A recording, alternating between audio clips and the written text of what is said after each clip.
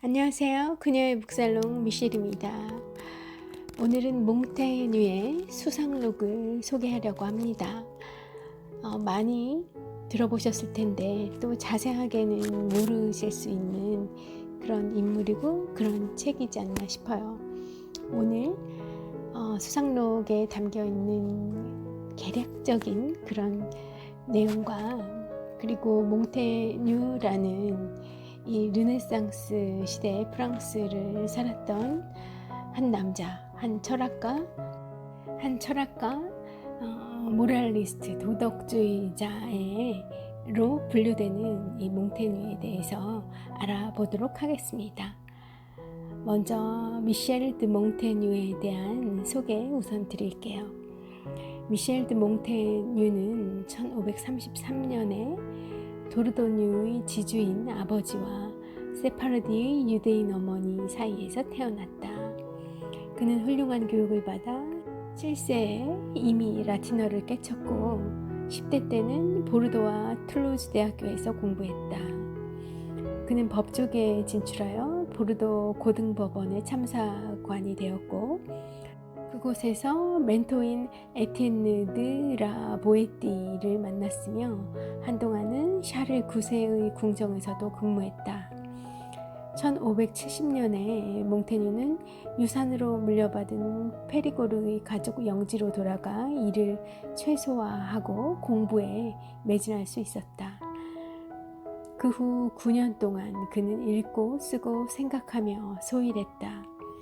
그의 서재는 영지 건물 위에 원형 탑 속에 있었기 때문에 그가 크게 신경 쓰지 않고도 영지가 돌아가는 상황을 파악할 수 있었다. 그는 이에 대해 이렇게 쓰고 있다. 자기 집안에 자기 혼자 있을 곳도 또 자기만의 궁전을 차릴 곳도 자기 몸을 감출 곳도 없는 자들은 내가 볼 때 아주 가련한 신세들이다. 그렇죠? 요새도 여전히 유효한 그런 말인 것 같아요. 어떤 강연을 하나 들었었는데 심리학 교수님이 하는 강연이었어요. 근데 그분이 하시는 말씀이 우리에게 혼자만의 공간이 필요하다는 거예요. 근데 그 공간은 일을 하는 그런 공적인 공간이어서도 안 되고 또 그 나의 가족들과 같이 있는 가족들 생각을 해야 하는 집도 아니라는 거죠. 그러니까 집도 아니고 일터도 아닌 제3의 장소, 그런 장소를 갖는 것이 그분의 꿈이었고 그것을 작지만 그것을 마련해서 너무 기쁘다. 그 장소가 주는 그 기쁨과 행복감, 충만함을 알기 때문에 본인이 조금 더 돈을 모으면 당신 와이프에게도 그런 그녀만의 아지트를 선물해 주고 싶다는 얘기를 하셨었는데 인상적이었거든요. 그런데 저 같은 경우에는 집이 충분히 그 아지트 같은 역할을 해주고 있어요. 그래서 그 별도의 제3의 공간이 필요치 않은데 그렇지 않은 사람들에게는 정말 그런 공간이 필요하겠구나 굉장히 공감을 했었던 기억이 나더라고요. 사회 초년병이던 그런 시절에도 저는 독립해서 생활을 했었어요.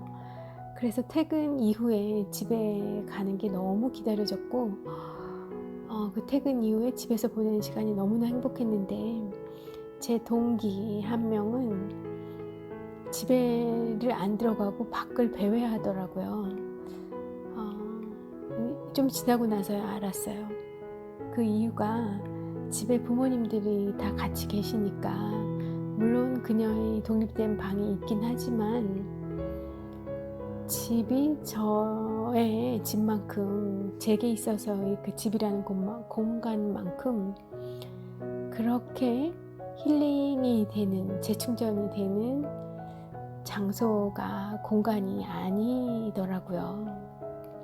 사람마다 되게 다를 수 있구나 하는 거를 깨달았었던 그런 추억도 좀 생각나고, 이 몽테뉴가 그 본인이 누릴 수 있었던 그 공간, 또 그 속에서의 사색을 얼마나 즐기고 감사했었는지 그 마음을 충분히 알 것 같아서 이런저런 제 추억까지 꺼내보게 되네요. 네, 계속 소개해 드릴게요. 자주 고통스러운 담석증에 시달리던 몽테뉴는 치료법을 찾아 휴양시설을 옮겨 다니며 유럽 전역을 여행하다가 그의 아버지도 맡았었던 보르도 시장에 선출되어서 집으로 돌아와야만 했다고 합니다. 그리고 몽테뉴는 시장으로서 2번의 임기를 마쳤고요. 또 중매로 결혼을 했지만 그의 에세이에 아내의 이야기는 거의 등장하지 않습니다. 말년에 그를 통해 만나게 된 젊은 여성 작가 마리 드 그루네를 양녀로 입양했고요. 1592년에 편도선 농양으로 숨을 거두기까지 근 60년 가까이 살다가 돌아가셨네요. 그의 일생을 좀 아니까 몽테뉴가 한결 더 친숙해지시는 것 같지 않으세요? 네, 그러면 이제 수상록의 내용 속으로 넘어가 보겠습니다. 영어 제목이 에세이예요. 저는 수상록이라고 해서 이게 도대체 무슨 뜻인가 했어요. 저 참 무식하죠. 그때그때 떠오르는 생각을 적은 글이라고 사전에 나와 있습니다. 그래서 영어로 하면 에세이인 거예요, 수상록이. 이렇게 에세이라는 제목의 책으로 유명하니 지금에까지 근 500년에 가까운 세월 동안 이름을 남기고 있는 철학자라고 하면 어제 좀 마음이 편안해지지 않으세요? 그냥 에세이, 우리에게 너무 편하잖아요. 읽기도 편안하고 또 나도 좀 써볼 수 있을 것 같은 그런 느낌을 주는 글의 장르이기도 하니까요. 어떤 거창한 철학의 체계를 세워서 500년 이후에 기억되고 있는 그런 사람이 아니라 이런 에세이로 편안하게 우리 곁에 존재할 수 있는 이런 사람이 사실 저는 개인적으로 더 좋습니다. 헤겔이던가요? 이 철학의 모든 그 체계를 집대성한 엄청난 퍼포먼스를 내셨던 그런 분은 제가 좀 가까이 하기, 범접하기 어렵고 거부감이 좀 들고요. 여러분은 어떠세요? 자, 책 속의 문장 몇 가지 읽어 보겠습니다. 대부분의 지식은 교만이다. 자신에 관해 무언가를 알려고 하는 것만도 충분히 큰 일이다. 그러니까 엄청난 지식을 깨우치려고 배우려고 하는 것은 교만이다. 그보다 우선 너에 대해서나 제대로 알도록 애써라. 뭐 이런 얘기 같죠? 소크라테스의 너 자신을 알라라는 가르침도 생각이 나고요. 자, 또 다른 문장입니다. 그러니 이 책을 읽는 이여 여기서는 나 자신이 바로 책의 소재이다. 이렇게도 경박하고 헛된 일이니 그대가 한가한 시간을 허비할 소일거리나 될지 모르겠다. 그러면 안녕. 1580년 3월 초하루 몽테뉴라고 되어 있어요. 그러니까 내 책은 나를 탐험하는 나에 대한 이야기이니 당신에게 유의미할지 모르겠소. 혹시 내 책에 엄청난 지식이 담겨 있는 줄 착각하고 읽는 거는 아니오. 뭐 이런 친절하면서도 짓궂은 그런 안내를 하고 있습니다. 지식을 찾는 자는 지식이 있는 곳에 가서 구할 일이다. 그것보다 더 내가 중점을 두지 않는 일은 없다. 여기에서 내가 말하는 것은 나의 공상이다. 이것은 사물에 관해 알려주려고 말하는 것이 아니라 나에 관해서 알려주려고 말하는 것이다. 우리는 온통 예법밖에 따지지 않는다. 예법에 이끌려 정작 사물의 실체를 놓치고 만다. 우리는 부인들에게 그녀들이 실행하기를 조금도 두려워하지 않는 일을 단지 말만 들어도 얼굴을 붉히도록 가르쳐 왔다. 우리는 감히 우리 신체의 일부분을 똑바로 이름조차 부르지 못하면서 그것을 온갖 방탕한 행위에 사용하는 것은 두려워하지 않는다. 예법은 우리에게 합법적이며 자연스러운 사물들을 말로 표현하는 것을 금하고 또 우리는 거기에 따른다. 이성은 우리에게 불법적이거나 사악한 일을 금하는데 아무도 거기에는 따르지 않는다. 어떻게 대충 몽테뉴가 어떤 사람인지 감 오시죠? 이런 생각을 연설을 하고 다녔다면 인기가 많았을 것 같아요. 너무 무게 잡지 않고 굉장히 청년들에게 반항 심리가 있는 그 젊은이들에게 많이 어필할 수 있는 그런 유형의 철학자이지 않았나. 그런데 실제로는 철학자의 삶을 살았다기보다는 공부하고 또 이 시장의 일을 보던 관직에 있는 그런 사람으로 평생을 살았던 것 같아요. 미셸 드 몽테뉴는 자신이 노년의 시작으로 여기던 42세를 맞아 나는 무엇을 아는가 라고 새겨진 메달을 제작했다. 와, 우선은 42세를 노년의 시작으로 알았다는 것에 한번 놀라고, 그리고 나름 어렸을 적부터 굉장히 학습과 공부에 가까이 있던, 늘 학습하고 공부하고 독서하던 이분이 노년을 시작하면서 과연 나는 무엇을 아는가 라는 그 질문을 늘 기억하기 위해서 메달까지 새겼다는, 놀랍네요. 이 부분에서 이제 이런 생각이 들겠죠. 미셸은 미셸, 너도 더 과하게 너에 대해서, 그리고 또 내가 아는 것들에 대해서 더 과하게 회의를 느끼고, 그리고 더 많이 알기 위해서 마음껏 더 노력해도 되겠구나 하는 생각을 해요. 어떤 친구들은 그러거든요. 무슨 책을 그렇게 보냐. 그건 오히려 너의 삶에 도움이 아니 될 수도 있다.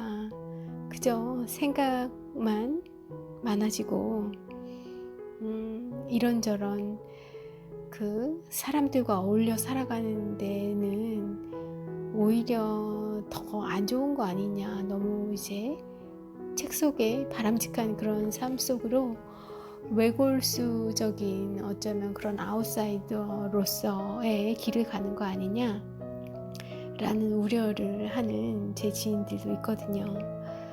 그럴 때마다 이제 전 정말 이 사람들이 몰라서 하는 소리인데, 나는 진짜 아무것도 아닌데 그런 생각을 하지만 또 마음 한편에서는 그들 말이 진짜 뭐 어떡하지 하는 생각도 있거든요.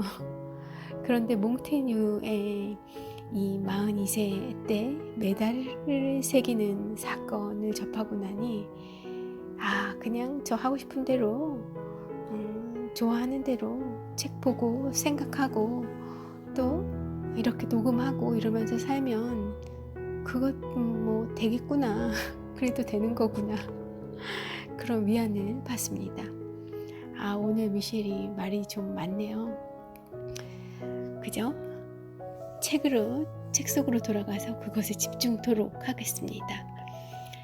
몽테뉴는 과학의 태동기에 살았지만 과학자는 아니었다. 그는 문필가 겸 지방의 대지주로서 스스로의 힘으로 지식을 추구했다. 만약 우리에게 어떤 지식이나 의견이 있다면 그 근거는 무엇일까? 내가 나 자신이라고 부르는 이것은 무엇일까? 나는 단지 끊임없이 스쳐가는 감정과 생각에 불과한 걸까? 아니면 보다 실체가 있는 존재일까? 등이 그의 의문이었다. 몽테뉴는 세계와 자신에 관한 진실을 검증해보기 위해 시도라는 의미의 프랑스어 단어 에세이를 책 제목으로 사용했다. 에세이라는 게 프랑스어의 의미는 시도라는 뜻이군요. 그의 에세이 모음집은 일종의 자서전이지만 그는 이 책이 자기 미화로 치닫지 않게 하려고 필사적으로 노력했다. 책의 서문에서 몽테뉴는 이렇게 말한다. 이 책이 세상 사람들의 호의를 사기 위한 것이었다면 나는 좀 더 나 자신을 잘 꾸미고 조심스레 검토해서 내보였을 것이다. 그러니 모두들 여기 생긴 그대로의 자연스럽고 평범하고 꾸밈없는 나를 보아주기 바란다. 왜냐하면 내가 묘사하는 것은 나 자신이기 때문이다. 실제로 수상록을 읽다 보면 종종 몽테뉴의 결점 카탈로그를 보고 있는 듯한 느낌이 든다. 몽테뉴는 어릴 때부터 라틴어를 익혔기 때문에 이 책은 그의 영웅들인 버질, 오비디우스, 세네카, 플루타르크, 키케로, 카토, 카툴루스 등의 인용문으로 넘쳐난다. 몽테뉴는 본인의 학식을 뽐내기 위해 이들을 끌어들인 것이 아니라 그의 표현을 빌리자면 이들의 미덕을 자신의 약점을 가리는 망토로 사용한 셈이었다. 수상록에는 냄새에 대하여, 아이들에 대한 아버지의 애정에 대하여, 그리고 옷 입는 습관에 대하여, 상상력에 대하여, 세 가지 사귐에 대하여, 식인종에 대하여 등등 별난 주제의 글들이 많이 실려있다. 그 중에서 오늘은 몽테뉴의 세계관을 압축하고 있고 특히 셰익스피어, 블라이즈 파스칼, 그리고 에머슨, 니체 등에게 영향을 준 몇 편의 에세이를 소개해 드리려고 합니다. 그리고 이쯤에서 제가 낭독하고 있는 텍스트 소개해 드릴게요. 짧고 깊은 철학 50이라는 책이고요. 톰 버틀러 보던 씨가 지은 책입니다. 그분의 책 시리즈로 있어요. 제가 읽어드리고 있는 책들이고요. 내 인생에 탐나는 영혼의 책 50, 그리고 자기계발 50, 한 권은 심리학 50이던가 그래요. 예. 오늘 읽고 있는 것은 짧고 깊은 철학 50 중에 이 몽테뉴 편이 되겠습니다. 자, 그럼 그의 대하여 시리즈 속으로 들어가 볼게요. 가장 긴 에세이인 교만에 대하여는 아마도 이 책 최고의 작품으로 다음과 같이 요약될 수 있다. 공적으로나 사적으로나 가장 그릇된 사상을 품고 키우게 되는 원인은 사람이 자신을 높이 평가하는 데 있다고 본다. 몽테뉴는 과학자들을 그다지 좋아하지 않았고 그들의 확실성을 가장하는 태도를 특히 못마땅해 했는데요. 수성의 띠에 걸터 앉아서 하늘을 멀리 내다보는 자들, 그들은 나를 골탕 먹이고 있다 라고 표현하고 있어요.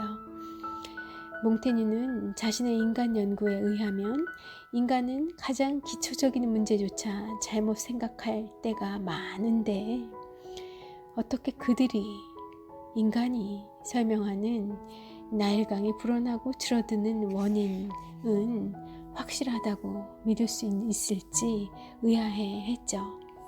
과학자들은 그렇게 주장하잖아요. 나일강이 불어나고 줄어드는 원인은 이런 것들이다. 그런데 과연 그걸 확실하다고 믿을 수 있냐? 라고 얘기하는 거예요. 어떻게 인간을 믿냐? 또 자신에 관해서도 그토록 번번이 예상이 빗나가는 우리가 어째서 우주에 관한 우리의 사실만은 철석같이 믿어야 하느냐고 반문한다. 학자들도 믿지 않지만, 그리고 무언가를 믿고 있는 나도 믿지 않는다는 거예요. 삶이 그렇게 나의 믿음과 예상이 빗나가고 엇나감을 맞지 않았음을 계속 증명하고 있는데, 내가 지금 믿고 있는 것은 어떻게 그것을 그리 철석같이 믿느냐 하는 거죠. 재밌어요. 몽테뉴는 자신이 쓴 어떤 글도 흡족하지 않고 다른 사람들의 호평도 위안이 되지 않는다고 고백했죠. 그는 재미있는 이야기나 소소한 잡담에 끔찍히 서툴렀어요. 연설이나 주장도 잘 하지 못했죠. 그의 산문은 단조롭고 무미건조하며 플라톤이나 크세노폰 같은 기교라고 눈꼽만큼도 없었습니다. 저는 이 점이 좀 의외예요. 지금까지 읽어드린 그런 부분만 하더라도 몽테뉴 재밌거든요. 웃기는 사람 같아요. 제가 봤을 때는 생각에 이렇게 딱 막혀있지 않고 굉장히 유연하고, 그리고 이 철학적이라는 게 매사 의문을 던지잖아요. 이게 맞아? 왜? 이거 아닌데? 그리고 이제 자기만의 그런 이유를 찾는 천상 철학자에다가 약간 삐딱한 시선, 위트가 넘치는 글인데, 그런데 실제 생활에서는 그렇게 관계에 능하거나 관계를 즐기는 삶이 아니었던 거죠. 의외예요. 그럴 수 있죠. 예. 근데 본인은 굉장히 행복하게 살았을 것 같습니다. 자기한테 집중하면서. 저도 그러고 싶네요.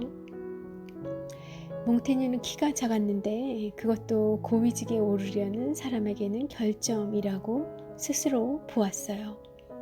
훌륭한 외모에서 풍기는 위엄과 존재감이 부족하다고 기술하고 있어요. 인간적이지 않습니까?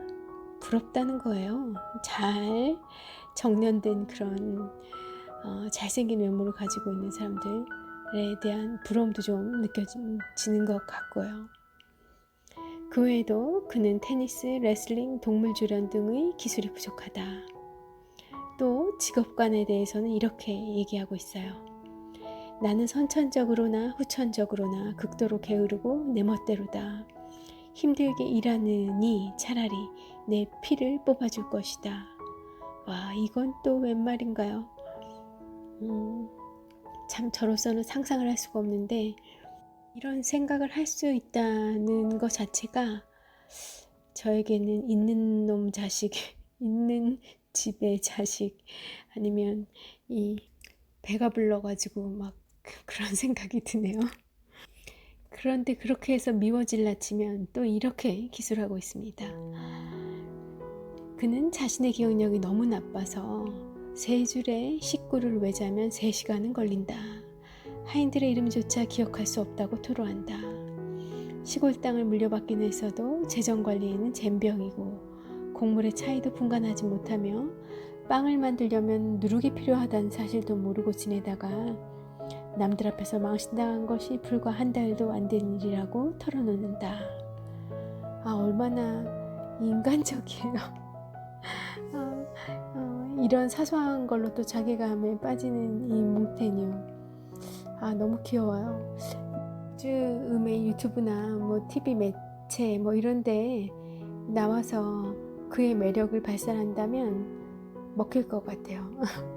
이 프랑스의 르네상스 시대를 살았던 이 모랄리스트 철학자를 희화한다 그러면 충분히 인기를 끌 수 있을 것 같다는 생각이 드네요. 자, 또 이런 말도 하고 있습니다. 어느 누구라도 내가 나를 평가하는 것보다 더 자기 자신 또는 나를 박하게 평가하기란 어려울 것이다.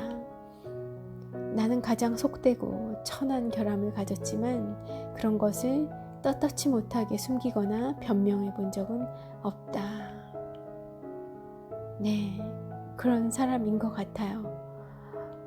스스로 막 포장하고 가장하고 이런 거를 굉장히 선천적으로 싫어하는 사람인 것 같아요. 저에게도 조금은 그런 면이 있는데 여러분은 어떠실까요? 어떠세요? 질문을 한번 던져보세요. 여러분 속에 그대에게 한번 질문을 던져보세요.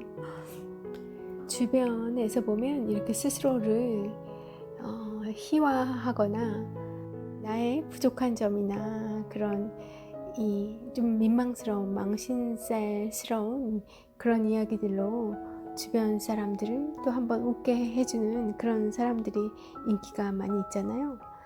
그런데 이 몽테뉴가 그런 사람이었던 것 같아요. 직접 대면에서는 아니고 이런 에세이라는 책을 통해서 그러지 않았나 싶고요. 떠오르는 작가가 또 철학자라 할까요?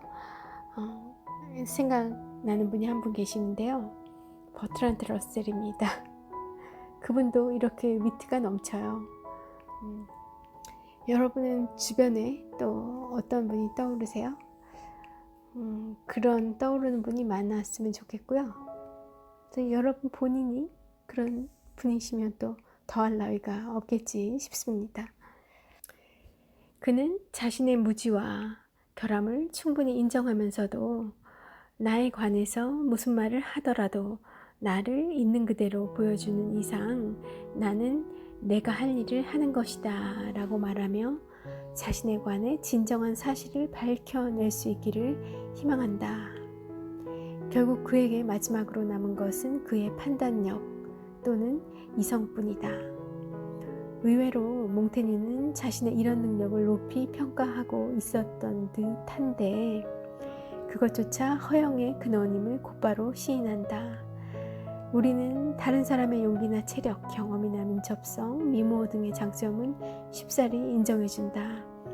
그러나 판단력의 장점만큼은 아무에게도 양보하지 않는다. 그러니까 내 생각이 맞다고 우기는 경향이 우리들에게 많이 있다는 거예요. 그의 관찰에 따르면 우리의 교만에는 두 가지 측면이 있는데 자기를 높이 평가하는 일과 남을 충분히 존경하지 않는 일이다 라는 거예요. 이 교만 우리 늘 다 가지고 있죠. 좀 버리고 싶은데 왜 이리 안 버려질까요? 뭐 어쩌겠습니까? 계속 노력하는 수밖에요.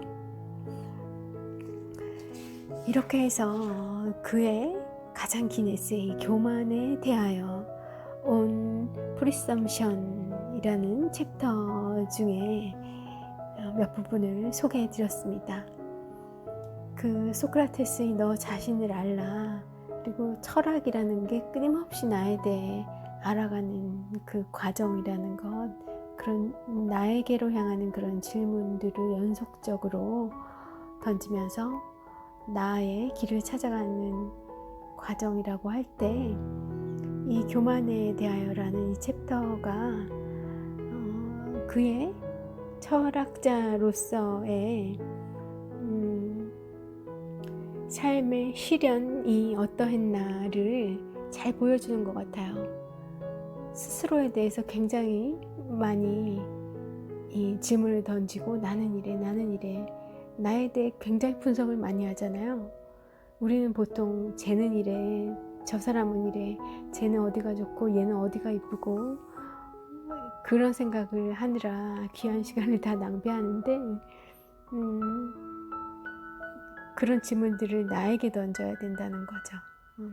그래야 나의 길이 찾아진다는 것이 철학의 가르침이라고 하면 그걸 몸소 잘 실현했음을 이 교만에 대하여 라는 챕터를 통해 잘 확인할 수 있습니다.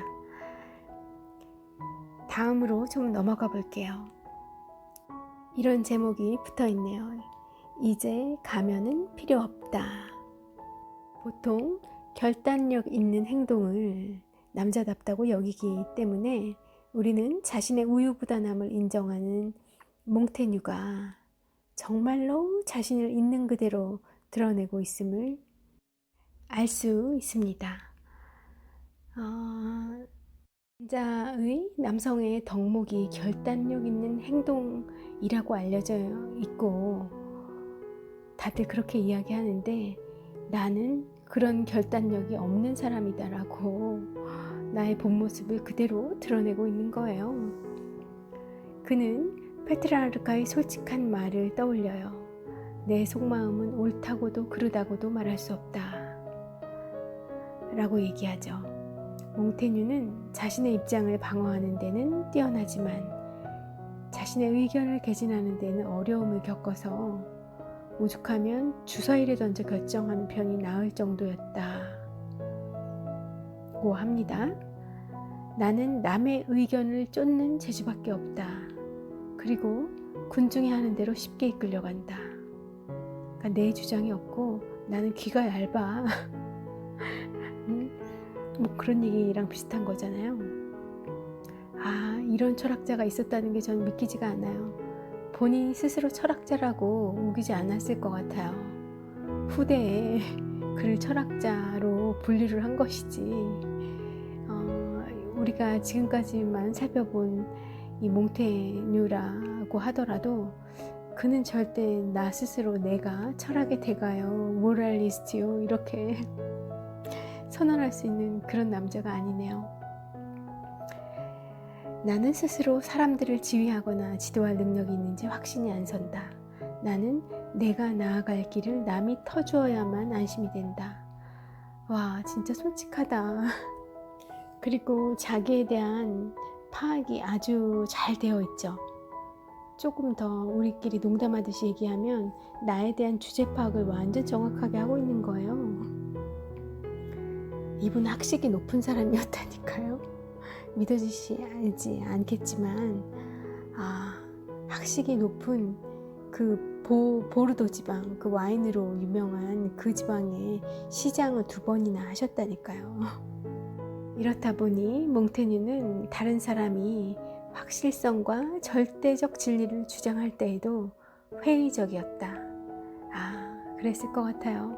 나의 주장, 나의 그런 내가 믿는 것들에 대해서도 계속 퀘스천을 던지고 확신을 하는 거를 경계하는 사람이에요. 굉장히 겸손하게 나는 남을 지도할 능력이 없는 것 같고 그리고 내 길조차도 남이 닦아줘야만 안심이 된다라고 표현하고는 있지만 사실 100% 그랬을 것 같지는 않고요. 굉장히 겸손한 분이시기도 하지 않을까 하는 생각이 드는데 어쨌든 나의 의견에 대한 강한 그 고착, 나의 의견이 진리요 정답이요 라는 확신이 없으신 만큼 남들이 그렇게 강하게 주장하는 것에 대해서도 회의적이셨다는 거예요. 이것은 과학자들 뿐만 아니라 철학자들과도 관련된 이야기였고 관련해서 그는 수상록을 저술하게 된 동기를 이렇게 밝히고 있습니다.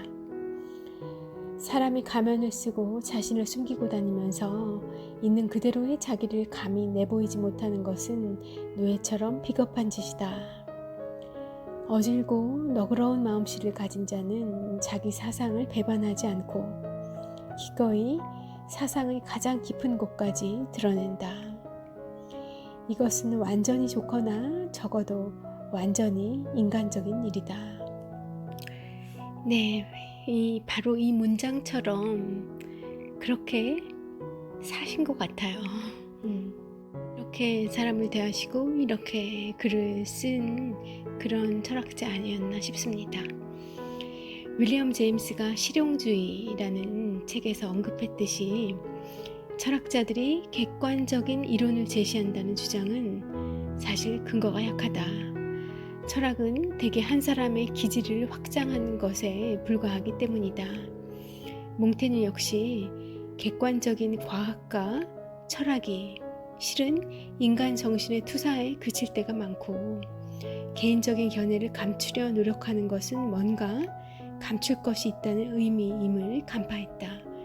뭔가 완전히 해결되지 않는 그런 부족한 부분들에 대해서는 혹시 질문이 들어오거나 본인이 그 부분에 대해서 더 설명을 해야 된다거나 이러면 당황스러웠겠죠. 이제 그런 모습들을 뭔가 감출 것이 있다는 의미임을 간파하곤 하셨었나 봅니다. 몽테뉴는 정치 생활에서 성공하기 위해 온갖 권모술수와 거짓말에 능해져야 한다는 마키아벨리의 가르침에도 비판적이었다. 특정한 이유로 얻은 성과에는 언젠가 반드시 손실이 뒤따르기 마련이라고 생각했기 때문이다. 권모술수, 거짓말을 통해 뭔가 자신이 원하는 것을 얻고자 하는 것, 이것은 옳지 않다고 봤어요. 대신에 그는 선보다 더 인기 있는 것은 없다는 키케로의 말을 인용하고 그의 말을 따릅니다. 몽테뉴는 책략을 짜고 거짓말을 일삼으며 남에게 아첨하는 그런 사람보다는 차라리 앞서 본인이 밝힌 그 문장들에서의 행동처럼 차라리 자신의 심중을 그대로 드러내는, 조금 요령 없고 따분한 사람이 되더라도 있는 그대로 자기를 드러내고 표현하고 거짓으로 기만하지 않는 그런 편을 선호하고 그런 삶을 택했죠. 자, 이쯤 되면 몽테뉴를 도덕주의자, 모랄리스트라고 부르는 이유를 아시겠죠? 우리 예전에 학교 다닐 때 도덕 선생님 도덕 과목에서 그렇게 얘기하던 그 도덕이라는 단어가 주는 이미지와 같으면서도 또 아주 그런 가벼움이 있어요. 아주 무겁고 그 어두운 도덕이 아니라 밝고 가벼운 그런 모랄리스트의 이미지가 있습니다. 사실 저는 수상록을 이전에 보지는 못했어요. 그런데 이렇게 오늘 수상록 그리고 몽테뉴의 실체를 알다 보니까 알게 되고 나니 왠지 수상록 한 권 옆에 두고 조금 우울할 때마다 이렇게 들춰보고 싶네요. 뭐에 대하여, 교만에 대하여, 또 뭐에 대하여, 이런 이 제목 스타일도 굉장히 마음을 편안하게 해주는 것 같고, 그렇게 마음이 조금 거시기한 날에 한 토막 한 토막씩 이렇게 읽어보기 아주 괜찮은 그런 친구가 이 몽테뉴님 아닐까 하는 생각을 해보고 있습니다. 자, 그럼 또 다른 토픽으로 넘어가 볼게요. 자아의 불가사의. 나를 그렇게 알려고 애쓰지만 또 그럼에도 불구하고 풀리지 않는 부분이 있으셨나 봅니다. 무슨 내용인지 들어가 보죠. 몽테뉴는 우리가 머리를 쓰려면 보통 날개보다는 납덩어리로 만든 추를 매달아야 하고, 열기와 흥분보다는 냉정과 휴식이 더 필요하다고 생각했대요. 평소 우리들은 끊임없이 욕망과 동요가 일렁이는 상태이기 때문에 스스로 땅에 발을 붙이고 사물을 있는 그대로 바라보아야 하죠. 안 그러면 계속 방방 떠 있고 막 이리저리 휩쓸리고 힘든 그런 끊임없이 움직이는 감정의 상태에 있어야 하니까 우리가 노력을 해야 애써 발을 땅에 붙이고, 그리고 평온한 그리고 객관적인 이성적인 눈으로 사물을 그 상황 팩트 그대로 판단할 수 있도록 노력을 해야 하죠. 그러려면 사색이나 명상이 가장 바람직하고, 명상은 자기를 보살펴서 힘차게 일할 줄 아는 자에게는 가장 강력하고 충만한 공부가 된다는 것이 몽테뉴의 설명이고 입장이었어요. 인간의 주된 재능은 뭐라고 생각하십니까? 여러분은 인간이 가지고 있는 그리고 갖춰야 할 재능이자 덕성이 뭐라고 생각하세요? 뭐 여러 가지가 있을 수 있겠습니다만 인간의 주된 재능은 바로 적응력과 융통성이다 라고 몽테뉴는 생각했어요. 인생 자체가 불공평하고 불규칙한 마당에 자기의 엄격한 그런 정신적 습관을 고수하는 것은 자기 자신의 노예가 되길 자처하는 어리석은 짓이다라고 몽테뉴는 밝히고 있습니다. 그는 최고의 정신은 가장 다양하고 유연한 정신이라고 이야기해요. 수상록은 끊임없이 자아라는 존재의 덧없고 변덕스러운 속성을 환기시킵니다.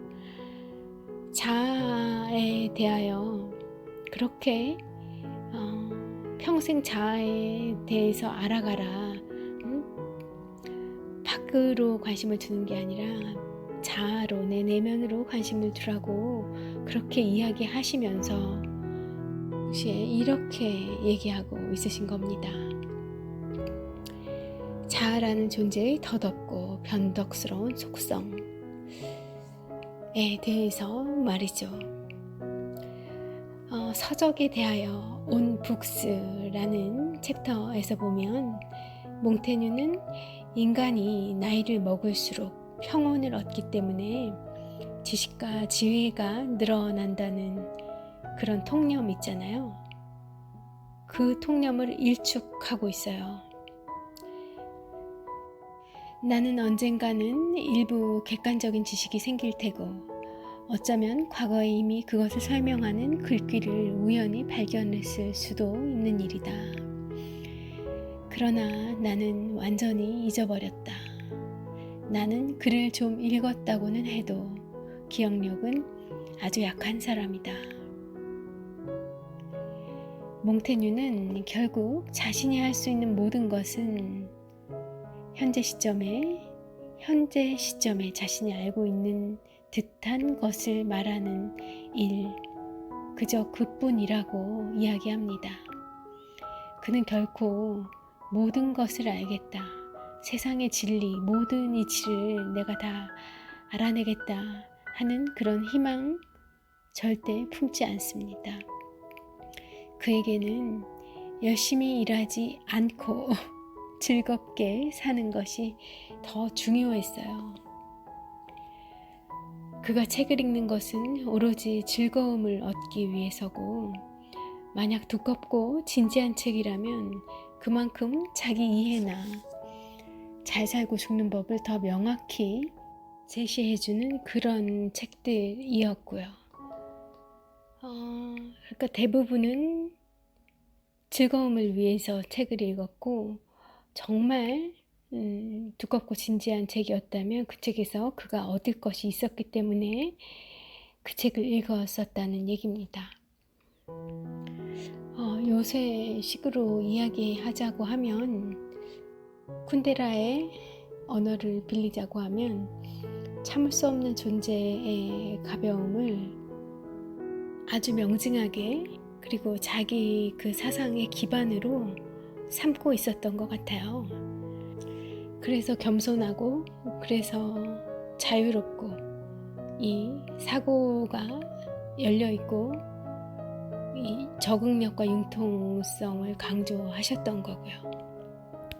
너무나 그렇게 절대적인 것, 우리가 정말 목숨을 다해 막 이렇게 매달리거나 사수해야 하는 그런 걸 지양하셨죠.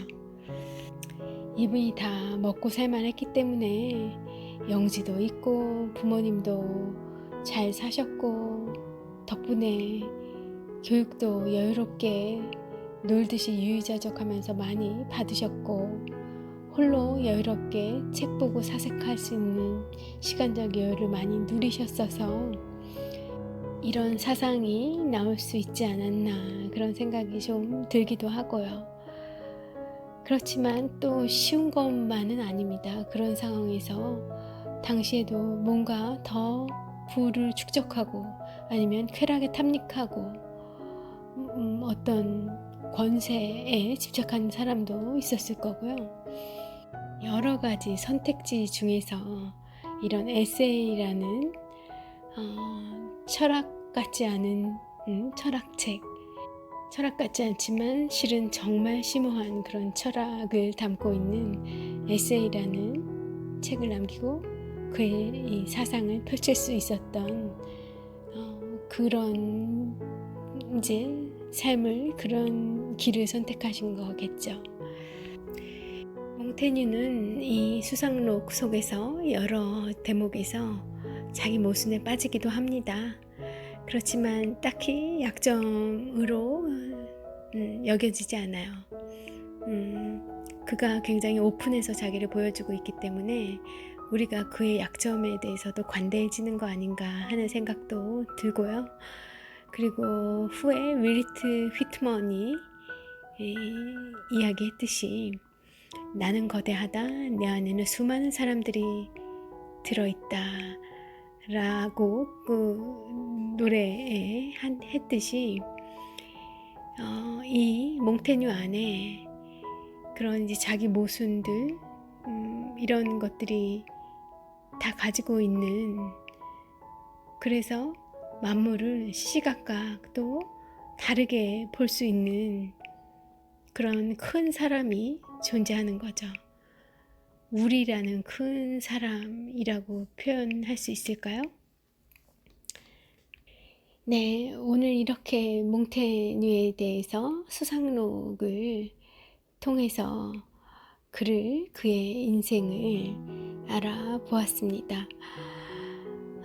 그가 이것을 그의 철학을 어떻게 해냈는가 보다 그라는 사람이, 몽테뉴라는 사람이 대체 어떤 인간이었는지를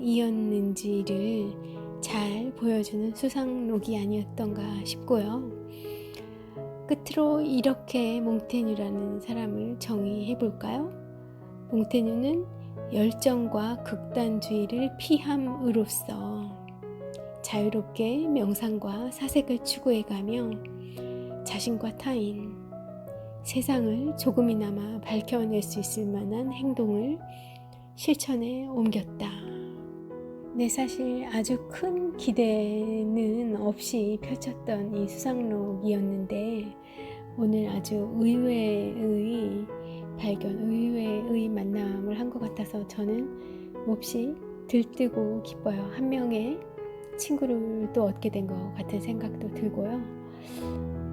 저와 닮은 꼴인 그런 사람이 15세기, 16세기인가요? 16세기 프랑스 르네상스 시대를 살았던 사람이 있었구나 하는 반가운 마음이 듭니다. 여러분 어떻게 들으셨는지 모르겠어요. 각자 성향이 다르니까 어쩌면 이 수상록보다는 전주, 지지난주에 소개해드린 고백록 혹은 명상록이 더 여러분과 더 맞으실 수도 있고요. 네, 이렇게 명상록, 고백록에 이은 오늘 가벼운 위트 넘치는 그러나 어쩌면 가장 큰 철학을 담고 있을 것도 같은 몽테뉴의 수상록을 함께 해보았습니다. 좋은 밤 보내시길 바라고요. 미셸은 오늘 여기서 물러가고 내일 또 좋은 책으로 인사드릴게요. 함께 해주셔서 너무나 감사합니다.